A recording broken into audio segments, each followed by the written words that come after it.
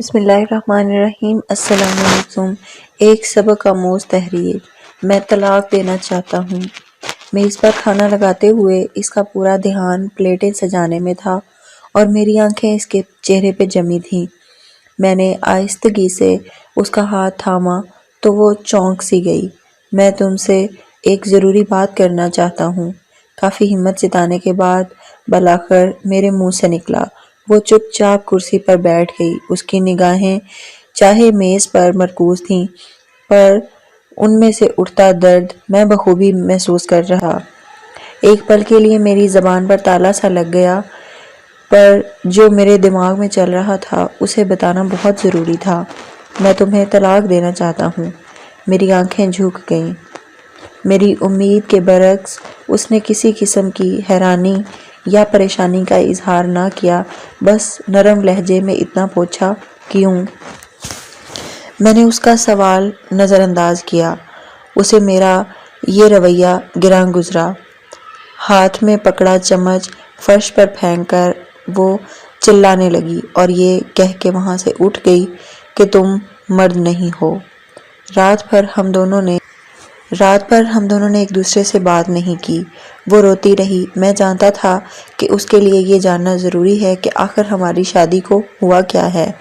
میرے پاس اسے دینے کے لیے کوئی تسلی بخش جواب نہیں تھا۔ اسے کیا بتاتا کہ میرے دل میں اس کی جگہ اب کسی اور نے لے لی ہے۔ اب اس کے لیے میرے پاس محبت باقی نہیں رہی۔ مجھے اس پر ترس تو بہت آ رہا تھا اور ایک پچھتاوا بھی تھا، پر اب جو فیصلہ کر چکا تھا اس پر ڈٹے رہنا ضروری تھا۔ طلاق کے کاغذات عدالت میں جمع کرانے سے پہلے میں نے اس کی ایک کاپی اسے تھمائی، جس پر لکھا تھا کہ وہ طلاق کے بعد گھر، گاڑی اور میرے ذاتی کاروبار کے 30% کی مالکن بن سکتی ہے۔ اس نے ایک نظر کاغذات پر دوڑائی اور اگلے ہی لمحے اس کے ٹکڑے کر کے زمین پر پھینک دیے۔ جس عورت کے ساتھ میں نے اپنی زندگی کے 10 سال بتائے تھے، وہ ایک پل میں اجنبی ہو گئی۔ مجھے افسوس تھا کہ اس نے اپنے انمول جذبات اور قیمتی لمحے مجھ پر ضائع کیے، پر میں بھی کیا کرتا۔ میرے دل میں کوئی اور اس حد تک گھر چکا تھا کہ کھونے کا تصور ہی میرے لیے ناممکن تھا۔ بالآخر وہ ٹوٹ کر بکھری اور میرے سامنے ریزہ ریزہ ہو گئی۔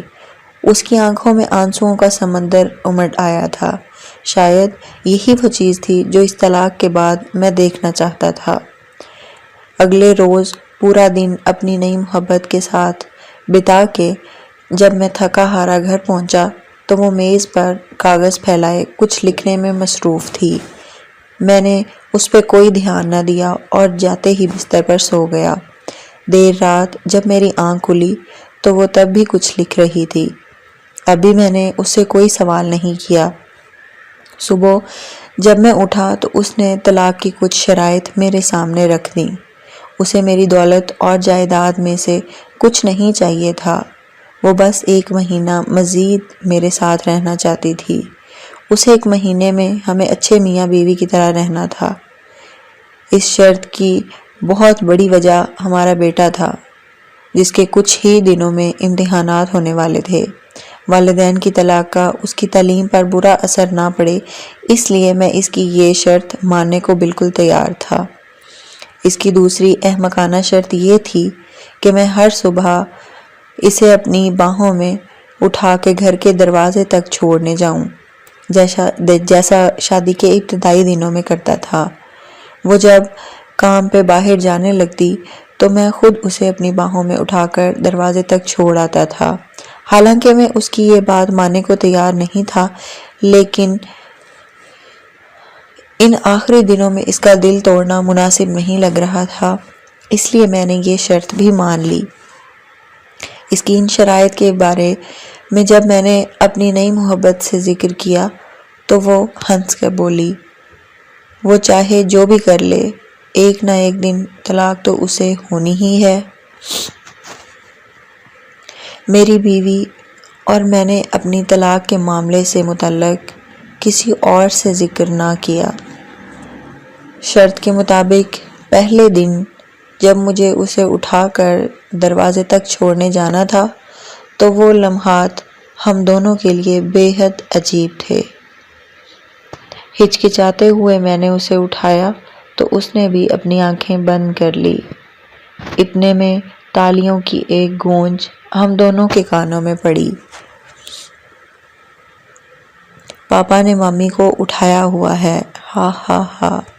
ہمارا بیٹا خوشی میں جھوم رہا تھا۔ اس کے الفاظ سے میرے دل میں ایک درد سا اٹھا اور میری بیوی کی کیفیت بھی لگ بھگ میرے جیسی ہی تھی۔ پلیز اسے طلاق کے بارے میں کچھ مت بتانا، وہ آہستگی سے بولی۔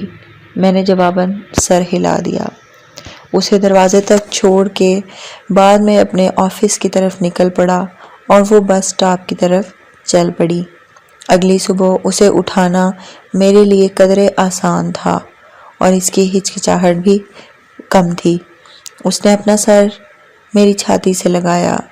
ایک عرصے بعد اس کے جسم کی خوشبو میرے حواس سے ٹکرائی۔ میں بغور اس کا جائزہ لینے لگا۔ چہرے کی گہری جھریاں اور سر کے بالوں میں اتری چاندی اس بات کی گواہ تھی کہ اس نے اس شادی میں بہت کچھ کھویا ہے۔ 4 دن مزید گزرے۔ جب میں نے اسے باہوں میں بھر کے سینے سے لگایا تو ہمارے بیچ کی وہ قربت جو کہیں کھو سی گئی تھی واپس لوٹنے لگی۔ پھر ہر گزرتے دن کے ساتھ قربت کے وہ جذبات بڑھتے گئے۔ لمحے دنوں کو پر لگا کے اڑنے لگے اور مہینہ پورا ہو گیا۔ اس آخری صبح میں جانے کے لیے تیار ہو رہا تھا اور وہ بیڈ پر کپڑے پھیلائے اس پریشانی میں مبتلا تھی کہ آج کون سا لباس پہنے، کیونکہ پرانے سارے لباس اس کے نحیف جسم پہ کھلے ہونے لگے تھے۔ اس وقت مجھے اندازہ ہوا کہ وہ کتنی کمزور ہو گئی ہے۔ شاید اسی لیے میں اسے آسانی سے اٹھا لیتا تھا۔ اس کی آنکھوں میں امڑتے درد کو دیکھ کے نہ چاہتے ہوئے بھی میں اس کے پاس چلا آیا اور اسے کندھے پہ ہاتھ رکھا۔ پاپا ممی کو باہر گھمانے لے جائیں۔ ہمارے بیٹے کی آواز میرے کانوں میں پڑی۔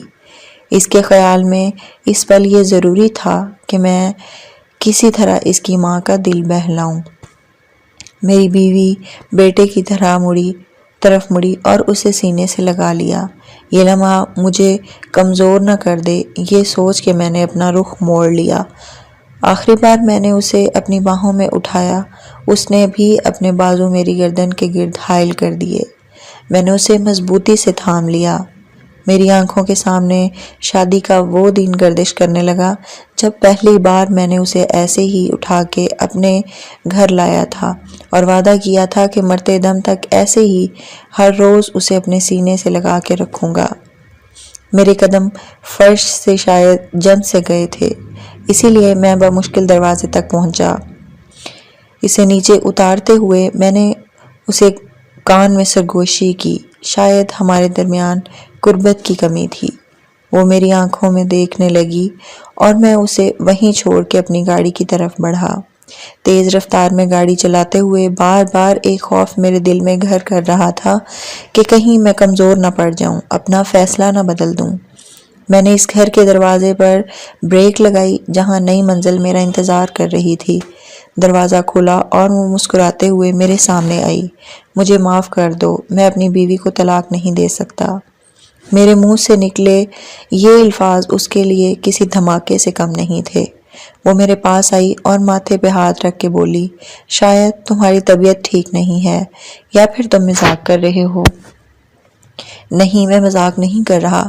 شاید ہماری شادی شدہ زندگی بے رنگ ہو گئی ہے، پر میرے دل میں اس کے لیے محبت اب بھی زندہ ہے۔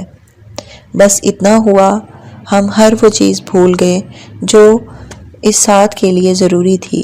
دیر سے صحیح پر مجھے سب یاد آ گیا ہے، اور ساتھ نبھانے کا وہ وعدہ بھی یاد ہے جو شادی کے پہلے دن میں نے اس کے ساتھ کیا تھا۔ نئے ہر بندھن کو توڑ کے بعد میں پرانے بندھن کو دوبارہ جوڑنے کے لیے واپس لوٹا۔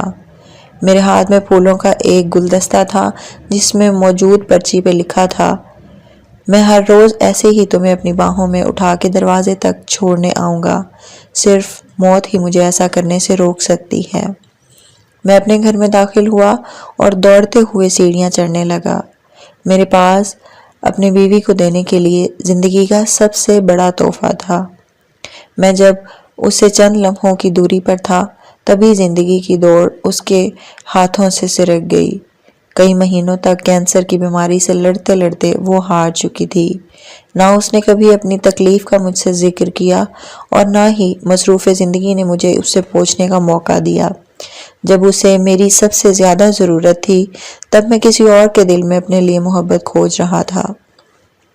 وہ جانتی تھی کہ اس کے پاس زیادہ وقت نہیں ہے، کہیں ایسا نہ ہو کہ اس کی موت سے قبل طلاق کا اثر ہمارے بیٹے کے دل میں میرے لیے نفرت کا بیج بو دے۔ اس لیے بیتے 1 مہینے میں اس نے بیٹے کے سامنے انتہائی محبت کرنے والے شوہر کا میرا روپ نقش کر دیا، جو حقیقی تو نہیں تھا پر دائمی ضرور تھا۔ یہ کہانی ان لوگوں کے لیے ہے جو اپنے بے رنگ رشتوں میں رنگ بھرنے کی کوشش کی بجائے ان سے دور بھاگنے کی کوشش کرتے ہیں۔ کئی بار یہ سمجھنے میں ہم دیر کر دیتے ہیں کہ نئے رشتے قائم کرنا زیادہ صحیح ہے یا پھر پرانے رشتوں میں رنگ بھرے جائیں۔ اس کا فیصلہ آپ کے ہاتھ میں ضرور ہے، لیکن ایسا نہ ہو کہ آپ وقت پہ فیصلہ نہ کر سکیں اور اس تاخیر میں ہاتھ ہمیشہ ہمیشہ کے لیے خالی رہ جائیں۔ تو دیر مت کیجیے۔ مزید اچھی ویڈیوز کے لیے ہمارے چینل کو لائک کریں۔